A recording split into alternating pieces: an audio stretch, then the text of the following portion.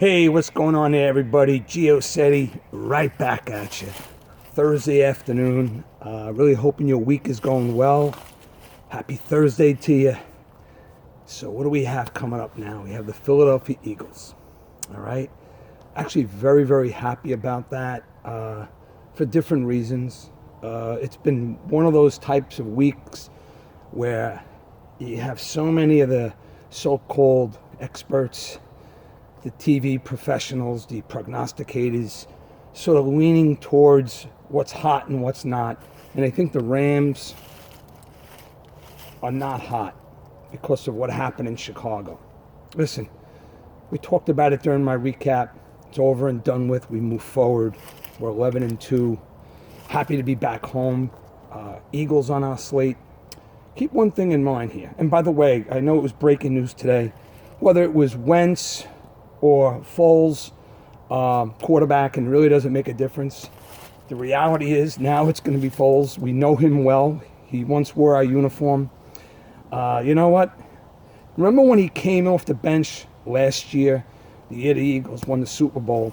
The first two games back, he was extremely, extremely inaccurate and rattled. So that's something to keep in mind, especially the Rams, who could potentially harass him greatly. So we'll be in a great position with him being, maybe not as ready. And you know what? I like the guy. He's a good guy, good family man, gentle. He always had the height. But you remember when he was on the Rams? He just wasn't accurate. He didn't have that it factor. He was, he's just very inconsistent, overthrows, underthrows, not tough enough. He was easy to rattle in the pocket. And then maybe it was the good Lord above that blessed him last year, because I was very impressed with him during the playoffs. He was off the charts accurate.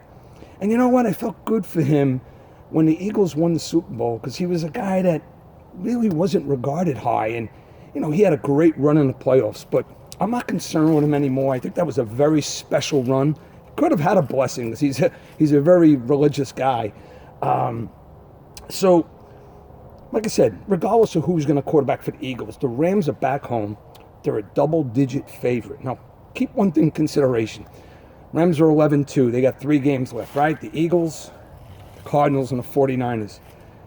They are versus the Eagles, but inevitably they will be a double-digit favorite over the Cardinals, even on the road, and back home for the 49ers. Give you a little stat, probably covering 30 years, maybe 40 years. Double-digit favorites in the NFL. They win, I'm not exaggerating here, they probably win somewhere in the area of 85 to 90% of the time. Not sure. That's all relative to Vegas and the lines and all that, but when you consider the significance of a double-digit favorite, it's because that particular game, from a matchup perspective, they're just a better team, and they have more talent, and they're likely to win. Not sure, any given Sunday, as we know, it happens. A few weeks ago, the Cardinals won at Lambeau. They were like a 14-point underdog.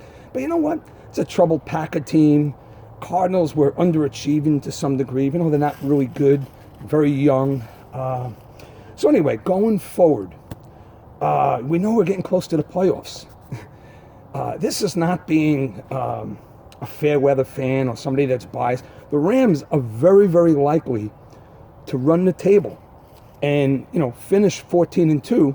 And at the same time, the Saints, who are 11-2 as well, the fact they have to play a division opponent twice in 3 weeks, and the other game's a tough game, it's very likely they're going to lose 1 or 2 games. So we should emerge as the number 1 seed. But if we're not, you know what? There's no worry here. Not at all, because, like I said, would I rather play at home? Absolutely. Who wouldn't? But you know what? Last year we had a home game, and, unfortunately we played our worst game of the year against the Falcons. I don't see any of that happening again. I think the Rams, from a talent perspective, the entire coaching staff, the goods we have on the defensive and offensive lines, our skilled players, albeit without Cooper Kupp. And Cooper Kupp's been a major, major loss. But obviously when someone's out for the season, you got to move forward. You got to approach things and play with the men you have. And listen, he's a special player. He's a good guy. But we've progressed. And you know what? We're progressing defensively as well. There's no doubt. So even with that nonsense that happened in Chicago, there's nothing to write home about the Bears. Yeah, they beat us. They outmuscled us. They executed better than us. But you know what? They had one touchdown. Again, one touchdown. Rams missed the field goal. Greg Zuerlein is ridiculously accurate from that distance, and he just hit the crossbar. Things like that, we know they happen. But going forward, Rams are going to position themselves. And from a coaching perspective, they're much more prepared. The fact that they're probably going to be in much more comfortable elements, they'll execute their game plan greater. They will put pressure on Foles. This is a very interesting game. Again, Rams have the capability of blowing them out. There's no way Philly could blow us out. It just doesn't add up. They have an aging running back. They're very inconsistent. They got a few good defensive players, including one of ex-Rams. But, they had their run. I'll tell you the truth, I respect every matchup, but I really think the Rams just have them outmanned. And they'll prove that this Sunday. So no worries there. Another thing about the elements I thought about last night. Elements like the cold or the snow or the rain, let's face it, the better skilled team is the one that's more affected by it because they have the skills. Let's face it, it slows the game down for the other, for the team. So if you're the team with the better quarterback play, the better route runners, the better hands, the skilled players, the kicking game, it's going to affect you negatively. That's just the way it is. But you know what? I'm not buying any of that stuff. Oh, the Rams don't like the cold. Hey, listen, obviously, you're more comfortable in your own environment where you come from, but both teams still got to play in it. So I'm never going to buy that. Are they more comfortable in LA? Absolutely. Would it matter to me as a Ram fan if we had to go and play in a cold or indoors somewhere? Doesn't matter to me. Still got to execute. You still got to make your presence felt. All right, that's what winning's all about. Playing as a team and execution. When you don't execute, when you make mistakes, you turn over the ball, you're more likely to lose, right? So you got that playoff feeling. Now we're going to get NFL games on Saturdays. Great indication that the playoffs are near. Very, very confident going into this weekend. And then, like I said, we just have the Cardinals and the 49ers outmanned. I mean, already this season, we've defeated them. I believe it was 34-0 and 39-10.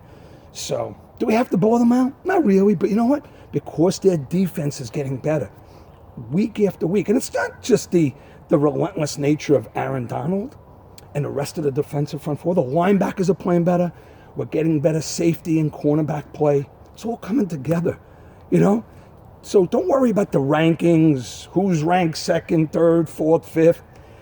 Right now, Mr. Setti, you know what I say right now? The way I see it from a coaching and talent perspective, my Final Four in the NFL, all in, it's probably going to be Rams and Cowboys, and then the Patriots, Chargers, or Patriots, Chiefs. That's just what I feel. I mean, it may change, but that's what I'm feeling. I don't think the Rams are going to lose at home in the playoffs, and I'm very, very confident about them not only hosting the NFC Championship game, but being the team in Super Bowl 53. Some of my buddies and football guys, where, the banter that we share, they think it's all just because I have the Rams in my blood. I'm speaking illogically. But you know what? When back then, when we didn't have Goff and we had guys like Tony Banks and Steve Bartkowski and Dieter Brock, Mark Bulger, the long list of guys leading our team, even coaches. The only other two coaches I like in Rams history who I felt comfortable with, that's Chuck Knox and Dick Vermeil. I just love McVay. But other guys like Mike Martz, let me tell you something. He had a team good enough with Warner and a supporting cast to win 2 or 3 Super Bowls.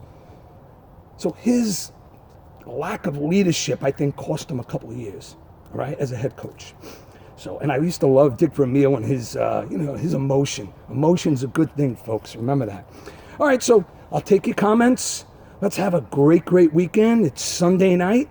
Feel very comfortable that we're going to be on our game.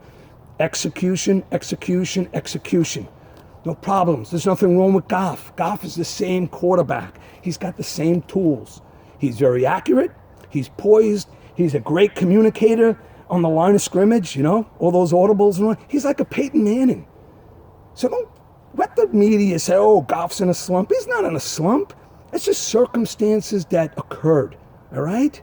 Still got our man. He's going to finish the season with 3 great games. We're going to get a nice bye. We're going to sit back and enjoy the first round of the playoffs. And then whoever comes to us is probably going to be a double-digit dog, and we're going to rock and roll from there, okay? All right, so enjoy your Thursday night. Good game tonight, Kansas City and Chargers. Enjoy your Friday and Saturday. Stay safe. Get ready for the jingle jangle of Christmas. And, all right, look forward to hearing from you, and I'll come back at you next week. Give you a let's go now. 1, 2, 3. Let's go, baby! Woo! Take care and brush your hair.